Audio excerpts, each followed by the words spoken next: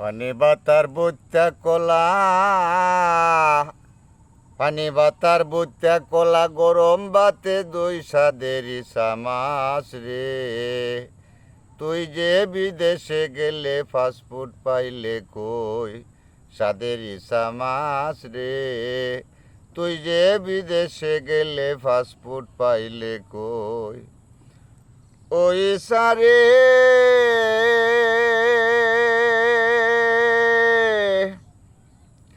আগের দিনে দাদি নানিরা করতো ইসা মাছের বাজা, মূলার সঙ্গে মনোরঙ্গে কাইয়া পাইতাম মজা। ওই সারে